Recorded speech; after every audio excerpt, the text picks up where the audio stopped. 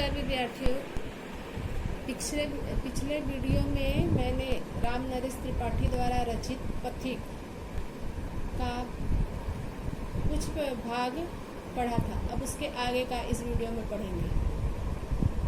जब गंभीरतम अर्ध निशा में जग को ढक लेता है।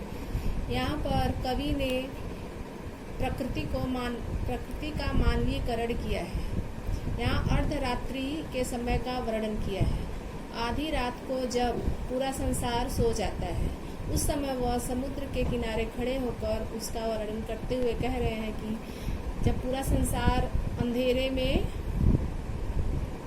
सो जाता है, गंभीर अवस्था में हो जाता है, उस समय आधी रात को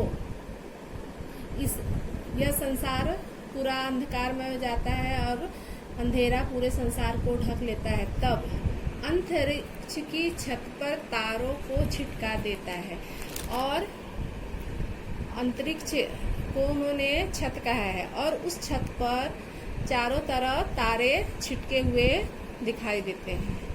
सस्मित वदन जगत का स्वामी मृदुगति से आता है। उस समय इस संसार के कर्ता धर्ता भगवान आते हैं और समुद्र के किनारे खड़े होकर खड़ा गगन गंगा के मधुर गीत गाता है और समुद्र के किनारे खड़े होकर वह मधुर गीत गाने लगते हैं, अर्थात भगवान गीत गाने लगते हैं। उससे ही विमुग्ध हो नभ में चंद्र भी हंस देता है और उनकी मधुर आवाज सुनकर चंद्रमा उस पर विमुग्ध हो जाता है और हंसने लगता है। वृक्ष विविध पत्तों फूलों से तन को सज लेता है और वह आवाज सुनकर फूल पत्ते भी प्रसन्न हो जाते हैं और प्रफुल्लित होकर अपने शरीर को सजा लेते हैं, मतलब सजे धजे हुए दिखाई देते हैं। पक्षी हर्ष संभाल न सकते मुग्ध चहक उठते हैं और पक्षी भी अपने आप को संभाल नहीं पाते, उनके गीत पे मुग्ध हो जाते हैं और चहकने लगते हैं, वो भी गीत गाने लगते हैं। फूल सांस लेकर सुख की सानंद महक उठते हैं और फूल पर भी उसका प्रभाव पड़ता है, वह भी सुख की सांस लेते हैं और आनंद में होकर महकने लगते हैं। यहाँ पर इन्होंने प्रकृति का सजीव वर्णन किया है। वन उपवन गिरिशान कुंज में मेघ बरस पड़ते हैं। आगे इन्होंने वर्षा ऋतु का वर्णन किया है।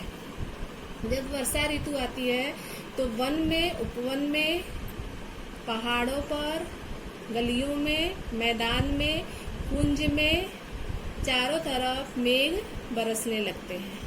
मेरा आत्म प्रलय होता है, नयन नींद झड़ते हैं। ऐसा दृश्य देखकर कवि आत्मविभोर हो जाता है और उसके आंखों से आंसू बहने लगते हैं। पढ़ो लहर तट तृण तरु गिरी नभ किरण जलत पर प्यारी, और वो अपने प्रिय को संबोधित कर रहे हैं कि तुम इन लहरों को तट, घास, पेड़, पहाड़, आसमान, किरण, बादल, इसके बारे में तुम पढ़ो, इसका इतिहास पढ़ो, इसे ध्यान से देखो। लिखी हुई यह मधुर कहानी विश्व मोहनहारी, और इस पर लिखी हुई तुम मधुर कहानी पढ़ो और यह पूरे विश्व को मोहित कर लेती है। इसकी कथा सुनो। कैसी मधुर मनोहर उज्जवल है वह प्रेम कहानी। और इस प्रकृति के जो मन को मुग्ध करने वाला वातावरण है, इसे इन्होंने एक मनोहर मधुर कहानी कहा है, पवित्र कहानी कहा है। जी में है अक्षर बन इसके बनु विश्व की बानी। और कवि ऐसा चाहते हैं, इनकी मन की ऐसी इच्छा हो रही है कि यह अक्षर बनकर, मतलब यह जो प्रकृति का वर्णन किया जा रहा है उसमें वह अक्षर बने और पूरे विश्व की वाणी बने। स्थिर पवित्र आनंद प्रवाहित सदा शांति सुखकर है।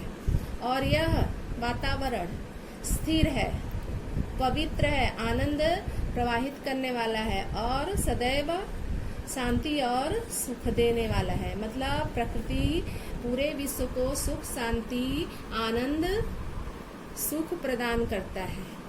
आहा प्रेम का राज्य परम सुंदर, अतिशय सुंदर है। और यह प्रेम का जो राज्य है, मतलब प्राकृतिक जो वातावरण है, वह परम सुख देता है, अत्यंत सुख देता है, अत्यंत सुंदर है। यहाँ प्रेम का परम सुंदर राज्य छाया रहता है, जो अपने आप में बेहद सुंदर है। धन्यवाद।